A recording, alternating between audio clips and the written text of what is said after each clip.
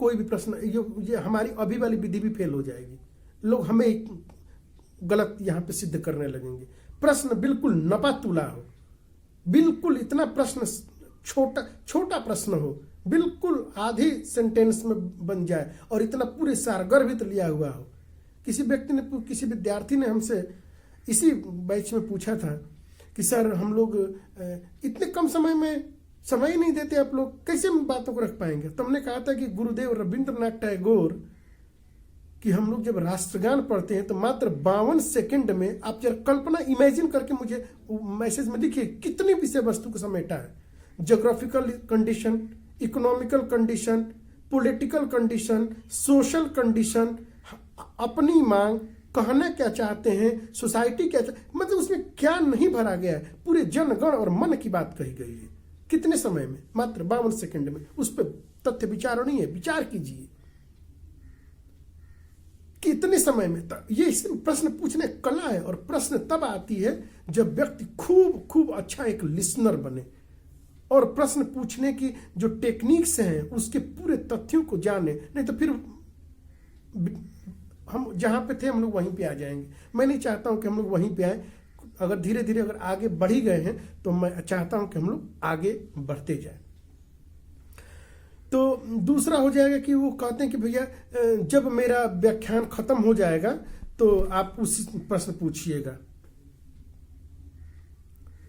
और एक दो लोगों का प्रश्न लेकर अपने व्याख्यान को वो लोग समाप्त कर देते हैं। बाकी की जिज्ञासा उसके जिज्ञासा ही रह जाती है। और तीसरा जो वर्गीकरण है जिसमें शिक्षक कक्ष में उपस्थित जब होता है तो अपने पूरे संपूर्ण विषय वस्तु को स्टडी करके आता है। विद्यार्थी के प्रश्नों का अगर जिज्ञासा उत्पन्न हो गई तत्क्षण प्रश्न लेता है और तत्क्षण उसका हल करने का प्रयास करता है। और जिस प्रश्न का उत्तर नहीं आया, सबसे महत्वपूर्ण, कुछ लोग होते हैं कि जो फिर गलत बता के चले जाएंगे और विद्यार्थी 1000 अच्छी बातों पर नहीं सीख पाएगा लेकिन उन तथ्य को जरूर सीखेगा जो गलती बताई गई है। एक घटना मेरे पास भी है, कभी क्लास में बताएंगे, वो तथ्य निकलेगे ही नहीं। क्यों? क्योंकि कहा किसने है? टीचर ने। कभी मैं विचार करता हूं कि टीचर ने तो 1000 तथ्य अच्छा बताया था, वो मस्तिष्क में नहीं आया, लेकिन यही तथ्य क्यों बैठा? तो ह्यूमन साइकोलॉजी है भाई। छोटा बच्चा जब स्कूल में जाता है तो एक हजारों अच्छी बातों में नहीं सीखता है, लेकिन कोई एक बच्चा अगर गाली दे दिया ना तो बच्चा गाली सीख के आगे घर में गाली ही देता है। ये अभी इस पे कई स्टडियां हुई हैं, खैर हम लोग उस पर नहीं जाएंगे। तो जो तीसरे टाइप के जो प्रश्न जो शिक्षक होते हैं वो तुरंत प्रश्नों को लेते हैं, तुरंत उसका उचित तरीके से समाधान करते हैं, और यदि वो नहीं समझ में आया, वो तथ्य समझ में नहीं आया, तो उत्तर नहीं आ रहा है, तो वहां पे बोल देंगे कि आज मैं इसके उत्तर मैं नहीं बताऊंगा, इसका उत्तर मैं अगले दिन बताऊंगा जब मुझे इस प्रश्न का ज्ञान हो जाएगा। तो इससे विद्यार्थी के अंदर सकारात्मक संदेश जाएगा कि अरे जब सर अभी भी सीख रहे हैं तो क्या हम नहीं सीख सकते हैं? छोड़िए उन विद्यार्थी को कि यदि सर को नहीं आ रहा है तो हमको क्या, वो छोड़िए, वो निगेटिव सेंस वाले, उनको बदला नहीं जा सकता है। लेकिन इस यहाँ पे बिल्कुल धनात्मक है कि यदि शिक्षक अभी भी सीख रहे हैं तो क्या हम नहीं सीख सकते हैं? और विद्यार्थी के अंदर एक ललक उत्पन्न होती है और वही विद्यार्थी सीख जाते हैं। गुरु द्रोणाचार्य के बहुत से शिष्य थे लेकिन बना एक अर्जुन। तो इस प्रकार से ये मैंने वर्गीकरण का बता दिया। तो हम लोग अपने आएंगे शैली में मैंने एक शैली मैंने पिछली बार बताया था कि कथोपकथन और संवाद शैली। दूसरा है इसका विवरणात्मक प्रणाली। विवरणात्मक प्रणाली क्या है? आप लोग समझ रहे होंगे, जैसे किसी बात का विस्तार से वर्णन करना ना। विवरणात्मक प्रणाली मैं आपको बताया था कि जब हम लोग फील्ड सर्वे में जाते हैं तो हम वहां पे अपने दिमाग और अपने मस्तिष्क की बातों को वहां पे नहीं लाते हैं। वो बायस्ड हो जाएगा, वो बायस हो जाएगा। हम लोग क्वायरी करते हैं क्वेरी करके कॉपी में नोट डाउन कर लेते हैं और उन नोट डाउन किए गए तथ्यों के आधार पर हम विवरण प्रस्तुत करते हैं, हम विवरण बनाते हैं। अपना जहां उसमें थोड़ा भी दिमाग लगा तो वो आपका साइंटिफिक नहीं होगा। इस तथ्य को नोट कर लीजिए। तो दूसरा तो यहां भी विवरण पड़ी, मतलब कि कहानीकार अर्थात वक्ता, टीचर तटस्थ होकर, न्यूट्रल, बिल्कुल तटस्थ होकर, तटस्थ मतलब निर्लेप होकर, ना कहूं से दोस्ती ना कहूं से बैर, बिल्कुल तटस्थ होकर क्या करता है, विषय वस्तु को लेता है और उस विषय वस्तु को विश्लेषण करके, एनालिसिस और सिंथेसिस करके विषय वस्तु को प्रतिपादित करते हैं। मैंने स्टडी ये किया और ये हमारा रिजल्ट है। इसमें मेरा कहीं कुछ है नहीं, मैंने सिर्फ इसको इसी विवरण के जो मैंने तथ्य, जो मैंने डेटा कलेक्ट किया, तो डेटा कलेक्शन के एनालिसिस करने पर हमने इसको रिजल्ट को निकाल दिया। तो विवरणात्मक कहानी मतलब कहानीकार तटस्थ रूप से विषय वस्तु को वर्णन करता है। जब कोई भी शिक्षक तटस्थ होकर विषय वस्तु का जब वो वर्णन करेगा तो निश्चित रूप से लर्नर के अंदर प्रश्न उठेंगे ही, उसकी अंडरस्टैंडिंग बढ़ेगी ही और वो तथ्य को एज इट इज समझने का प्रयास करेगा। किसी भी प्रकार का तथ्यों में हेर फेर नहीं होगा, जिस प्रकार से इतिहासकार कर दिए। तटस्थ नहीं हुए, एक विचारधारा से प्रभावित होकर सारी दिव्य संस्कृति को दूसरे तरीके से परिभाषित कर दिया। क्यों? क्योंकि वो तटस्थ नहीं हुआ, वो वाइस्ड था। और जब वाइस्ड होकर व्यक्ति कोई काम करेगा तो वो क्या करेगा, वो अपने मनोवृत्तियों, अपने विचारों को उसमें ठूंस देगा। तो विषय वस्तु क्या होगी? विषय वस्तु अपने वास्तविक स्वरूप में नहीं आ पाएगी। तीसरा है डायरी प्रणाली। अगर आज इस वीडियो में आज तो बहुत अच्छी बात बताया, एक अच्छी बात आप लोग भी सीख लीजिए, डायरी बनाना सीख लीजिए। मैं देखता हूं कि हम लोगों की परंपरा में जब भी कोई आते हैं लोग, कोई बात होती है तो लोग एक डायरी लेके आते हैं, एक डायरी और एक पेन। मेरी तो बचपन से ही आदत थी, मेरे जो टीचर होंगे वो भी सुनेंगे तो वो उस बात को उनको याद आएगा कि मैं अपने हमेशा एक डायरी और एक पेन, बाद में रखना छोड़ दिया, कुछ ऐसी परिस्थितियां आई तो मैंने छोड़ दिया। लेकिन मैं पूरे अपने विद्यार्थी काल तक, मैंने अपने एमफिल करने के तक और अभी भी मैं जब कभी स्टडी में होता हूं तो एक डायरी और एक पेन मेरे पॉकेट में हमेशा होगा। डायरी प्रणाली क्यों? हमने कुछ देखा, आपके सामने कोई सब्जेक्ट, कोई ऑब्जेक्ट आ गया, अरे भाई हम लोग तो पढ़े लिखे व्यक्ति हैं, तुरंत थिंकिंग की प्रक्रिया स्टार्ट हुई, तुरंत विचार रिफ्लेक्ट होने लगते हैं और विचार जब रिफ्लेक्ट होते हैं तो तटस्थ भाव से वहीं पे हम लोग उसको नोट कर देते हैं और वही विषय वस्तु का जो ज्ञान है आज हम आप लोग एक दूसरे में संचरित कर रहे हैं। यह अगर जो विद्यार्थी इस विधि को अपना ले वो कभी भी कहीं से तथ्यों को संकलित करके वो कभी नहीं रखेगा। वो तथ्यों को कहीं संकलित किया, कहीं उठाया और उठा कर रख दिया, वो कोई नहीं सुनने वाला है। ये तो किताबें में तो हर बातें हैं, सबके सब जगह अवेलेबल है। फिर आवश्यकता क्या है वक्ता को, क्या है टीचर की आवश्यकता? टीचर की आवश्यकता इसीलिए क्यों कि शिक्षक उस विषय पर अपने मौलिक विचार दे, अपनी मौलिक चिंतन को वह दे। तो डायरी प्रणाली, यहाँ पर डायरी प्रणाली में व्यक्ति, जैसे कि मैं आपको बताया था कि पंडित जवाहरलाल नेहरू एक पत्र लिखा करते थे इंदिरा को कि, और वही आगे चल के पढ़ाई जाती है, PhD होती है उस पर कि पिता के पत्र पुत्री के नाम पर। कुछ लोगों की अभी आदत होती है कि वो डायरी लिखते हैं। तो डायरी प्रणाली, हम दिन भर में क्या क्या किया, क्या क्या पढ़ा, पढ़ने के बाद उस पर विचार, आपको एक लंबे समय तक अभ्यास के बाद आपके अंदर विचार अच्छे आने लगेंगे। और साहित्य की तो एक विधा है डायरी प्रणाली, उसमें डायरी लिखी जाती है और उसमें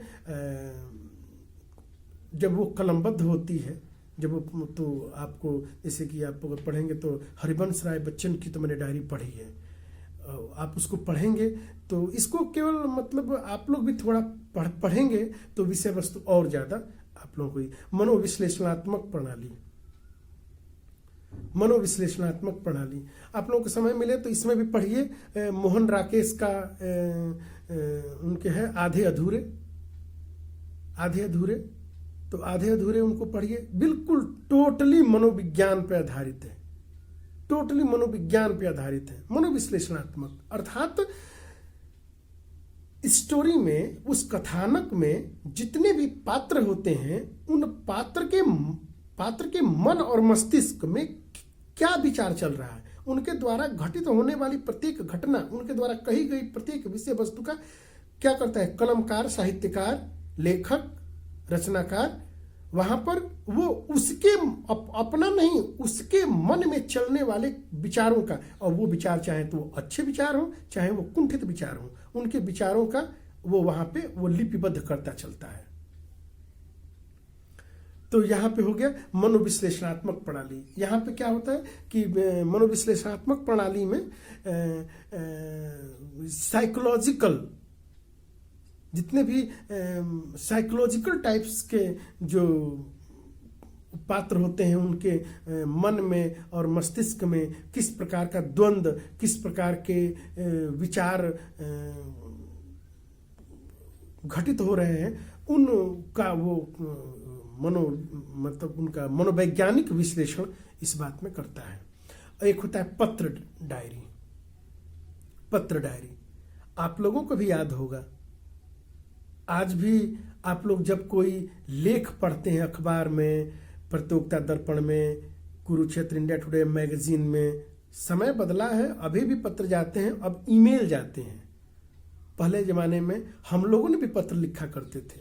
जब भी कोई पत्र पढ़ा, आपके प्रधानाचार्य महोदय से भी मैंने डिस्कशन किया था एक बार जब मैं एमएड में था, तो कि सर देखिए यहाँ पे इस राइटर ने राधा जी के बारे में किस प्रकार की बातें लिखी थी, तो हम लोग उसको कोट करके उसका पेज को फोटो कॉपी करा के फिर उसमें आपने राधा जी के बारे में, कृष्ण और राधा का संवाद, आपने ऐसा शब्द क्यों लगाया, तो हमने आपके प्राचार्य महोदय के माध्यम से हमने एक पत्र भिजवाया था। वहाँ से वो पत्र का जवाब आता है कि हमने इस परिस्थिति में हमने लिखा।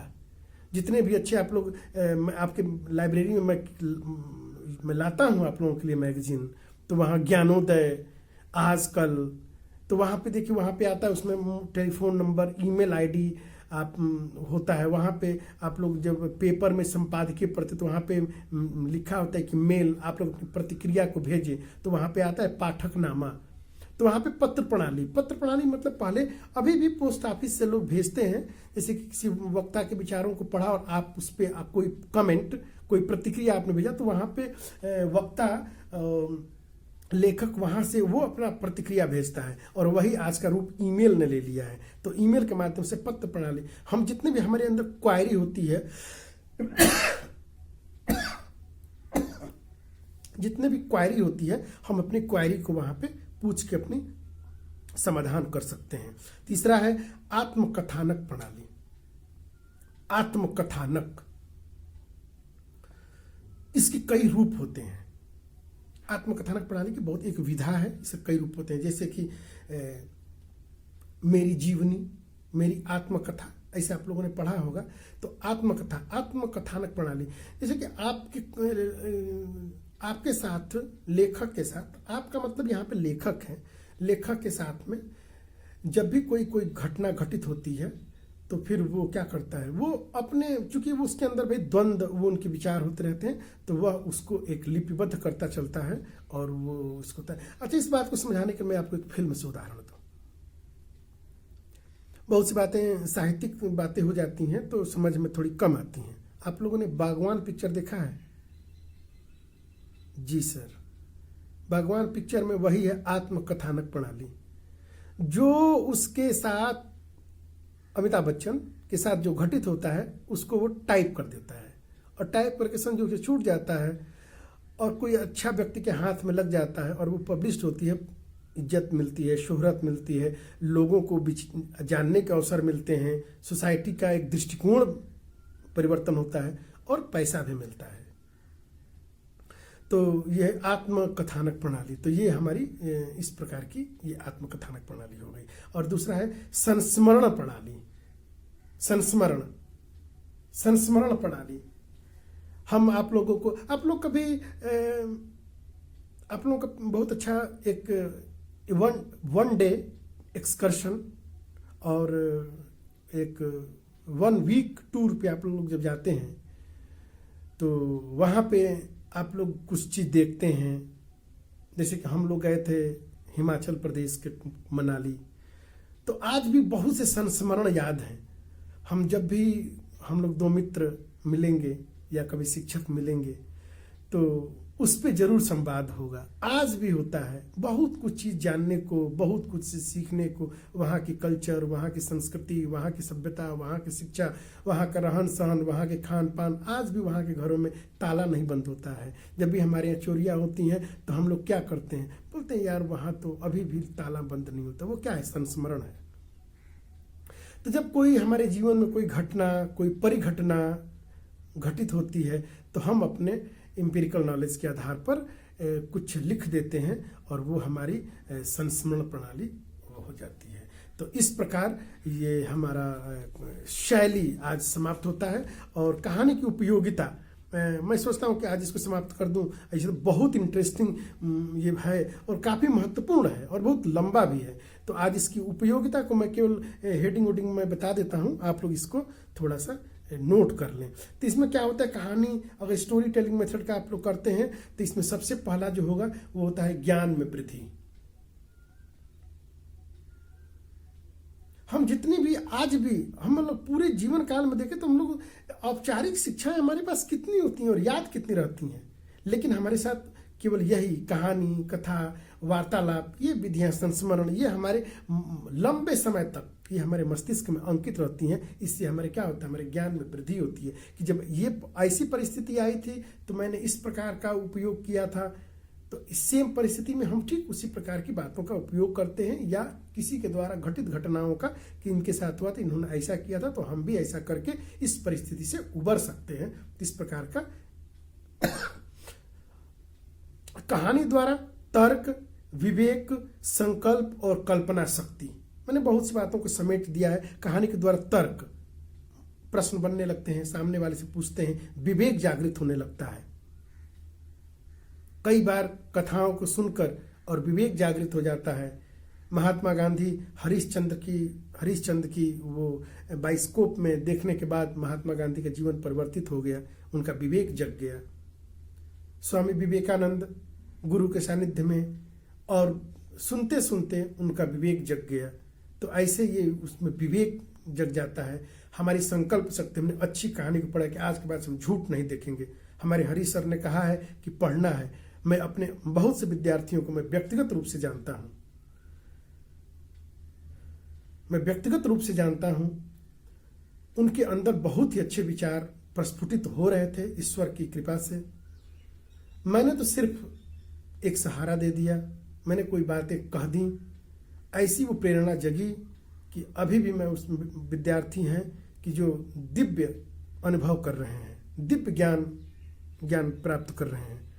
तो कहीं ना कहीं संकल्प जग जाता है कि जो कार्य आज तक मैंने नहीं किया, जो कार्य मेरा अधूरा रह गया था, ये मेरा सपना था कि मैं ये काम करूं। ये लॉकडाउन में अभी आप लोगों के वीडियो और लेखन में मेरा संकल्प थोड़ा सा समय नहीं निकाल पा रहा हूं, नहीं तो बीच अंतराल में जब पूरा नवरात्रि में मेरा संकल्प था कि मैं रामचरितमानस को मैं कंप्लीट कर दूं। ये मेरा संकल्प था और मैंने उस पर ईश्वर की कृपा हुई, मेरे अंदर शुभ संकल्प हुए और मैंने पूरा किया। तो इसमें क्या होता है, संकल्प शक्ति का विकास होता है। और दुनिया में जो भी अचीवमेंट हासिल होती हैं, दुनिया में जो भी व्यक्ति प्रगति के पथ पर उत्तरोत्तर आगे बढ़ते हैं, वो कहीं ना कहीं संकल्प के धनी होते हैं। संकल्प अच्छा करना चाहिए, किसी को परेशान करने के लिए सोच के आए, किसी को परेशान करें, इससे खुद भी आप विकृत होते ही हैं, सामने वाला भी कुछ देर के लिए विकृत हो जाता है। तो संकल्प, अच्छा शुभ संकल्प करें। अरे गलतियां तो सबसे होती हैं, आप क्या, आपसे गलतियां अगर अपने अंदर झांक के देखें तो गलतियों के तो पुतले आप हैं। सामने वाले से अगर अपनी कमियां ढूंढा जाए तो सामने वाले की कमियों से अनंत गुना कमियां हमारे अंदर है। लेकिन शुभ संकल्प करें, अच्छा संकल्प करें और ये विचार करें कि हमारे भी अंदर मैं इस कार्य को संपादित करूं। आज से मैं 2 घंटा जरूर पढ़ूंगा, मेरे हरि सर ने बोला है मैं 2 घंटा जरूर पढ़ूंगा, और 2 घंटा पढ़ूंगा। मैं तो कह रहा हूं कि आप 1 ही घंटा पढ़िए और मेरी बात को मानिए। जो लोग 10 घंटे पढ़ के भी बहुत कुछ नहीं कर पाते हैं, अगर मेरा विद्यार्थी, मैं अभी इस एक संदेश कर देता हूं कि मेरा विद्यार्थी अगर 1 घंटा पढ़े, लेकिन मेरे हिसाब से पढ़े, तो निश्चित रूप से उसके जीवन में 4 चांद लगेगा और निश्चित रूप में वो अन्य विद्यार्थियों में वो अलग से चमकेगा और वो गुलाब होकर महकेगा, उसको जमाना जानेगी। आप उसको जो 1 घंटा पढ़िए, लेकिन उसको सुनाइए, अपने छोटे भाई को, अपनी छोटी बहन को, अपनी माँ को, अपने पिताजी को, उसको जरूर सुनाइए, अपने मित्रों को। अरे कोई ना हो तो अपने टीचर को सुनाइए। आपके टीचर सुनने के लिए, क्यों, आपकी बातों को सुन के उनके अंदर भी प्रेरणा आएगी और वो भी पढ़ेंगे। वो भी जो लोग नहीं पढ़ते हैं वो भी पढ़ेंगे और उनके अंदर भी वो कहीं ना कहीं और ज़्यादा उनके अंदर लर्निंग, उनके ज़्यादा और अनुभव जुड़ेंगे और उसका वो इन फ्यूचर वो उपयोग कर पाएंगे। तो अगला कल्पना शक्ति, इसकी सबसे बड़ी विशेषता है कि इसमें कल्पना शक्ति बहुत ज़्यादा बढ़ती है। और दुनिया में आप जो आपके अंदर बहुत से विचार आ रहे होंगे, पक्षियों को उड़ता हुआ देखकर भारत के एक मनीषी हुए, मैं नाम थोड़ा भूल रहा हूं, उन्होंने सबसे पहले ये विचार दिया कि मनुष्य भी उड़ सकता है और उन्होंने बहुत प्रयास किया कि यदि पंख लगा दिए जाएं। बिल्कुल मेरे मस्तिष्क में नहीं आ रहा है, मैं कमेंट में मैं निश्चित रूप से मैं उनका नाम लिख दूंगा। मैं इसके लिए अभी याद नहीं आ रहा है, मैं कमेंट में उसका उन महर्षि का मैं नाम लिख दूंगा। और लेकिन हम लोग नाम किसका जानते हैं? हम लोग नाम वही जो विदेशी में 2 लोगों ने डायना बनाकर और जो प्रयोग कर दिए, हम आज भी राइट ब्रदर्स का हम लोग नाम जानते हैं, लेकिन उन ऋषि महर्षि का नाम नहीं जानते। क्यों? क्योंकि वो हमारे सिलेबस में नहीं आई। मैंने पिछली बार बताया था, कहानी वैसी विधि है, कहानी कथन विधि, कि इसमें जितना महत्वपूर्ण विषय वस्तु को समझाना है, से पहले रचना को पढ़ने से पहले रचयिता को जानो। इसमें विषय वस्तु कहाँ से आई, कौन आई, इसका संप्रत्यय क्या है, प्रतिपादन कैसे हुई, जब पूरा स्टडी जो करेगा वही स्टोरी बता पाएगा। अन्यथा ये सबके बस की बात नहीं। कल्पना शक्ति जितनी ज़्यादा, आज जितने भी व्यक्ति कल्पनाएं करता है, कभी कोई कल्पना किया था क्या कि हम लोग एक छोटी सी प्रकाश, एक देखिए मोबाइल में उसी कल्पना से कितनी छोटी सी लाइट, मैं 1996-97 में, मैं जब हाई स्कूल में था तो 1996 में मैंने विज्ञान प्रगति में इस बात को मैं पढ़ा था। विज्ञान गल्प करके आज भी मैं आता है मेरी लाइब्रेरी में, मैं विज्ञान प्रगति में लाता हूँ। तो उसमें आया था कि एक मशहूर के दाने के बराबर भविष्य में एक लाइट बनेगी और जिससे आज के बल्ब से 10 गुना ज़्यादा प्रकाश होगा। कल्पना की बात नहीं थी, 1996 में मैंने इस बात को पढ़ा था। और आज भी देखिए जो छोटी छोटी जो लाइटें आ रही हैं, तो छोड़िए अपने एंड्रॉयड मोबाइल को देखिए, इसकी प्रकाश कितनी ज़्यादा है। कल्पना कीजिए, ये कल्पना की बातें थी। किसी के अंदर कल्पना आई और वो कल्पना को क्या किया, उसको मूर्त रूप दे दिया और हम उसको लाभ लेते हैं। अगला है क्रमिक रूप से बोले जाने वाले तार्किक रूप से विचार करने की शिक्षा। क्रमिक रूप से बोलते जाने वाले तार्किक रूप से विचार करने की शिक्षा। जब कोई वक्ता बातों को क्रमिक रूप से जब बोलता जाता है तो हमारे अंदर उसी पे हम लोग जो उसके विचार होते हैं, उन प्रत्येक विचार पे हम उसको अपने शिक्षा से जोड़ते जाते हैं और हमें याद आता जाता है कि ये बात तो फलाना दार्शनिक कहे थे, ये बात तो फलाना शिक्षाविद कहे थे, तो वहाँ पे ये होने लगता है। शब्द और मुहावरों का ज्ञान, शब्द और मुहावरों का ज्ञान, इससे बहुत ज़्यादा हमारे अंदर वर्ड पावर जाकी रही भावना जैसी। बहुत ज़्यादा नहीं बोला जाता है, जाके न फाटे बेवायु का जने पीर पर आई। अगले को दुख हुआ है, अगला हंस रहा है। बहुत लोग होते हैं, अगले दुख तो अगला हंसता है, तो लोग कहते हैं जाके न फाटे बेवायु का जने पीर पर आई, मुहावरा हो गया। ऐसे बहुत से मुहावरे हैं, कुछ लोक में मुहावरे हैं, मैं उस पर कभी समय मिलेगा तो दूसरी बार चर्चा करेंगे कि शब्द और मुहावरों का ज्ञान इसमें कहाँ से बहुत ज़्यादा इसमें होता है, और इससे प्रभावशीलता, वक्ता की प्रभावशीलता बढ़ जाती है। अगला, स्मरण शक्ति का विकास।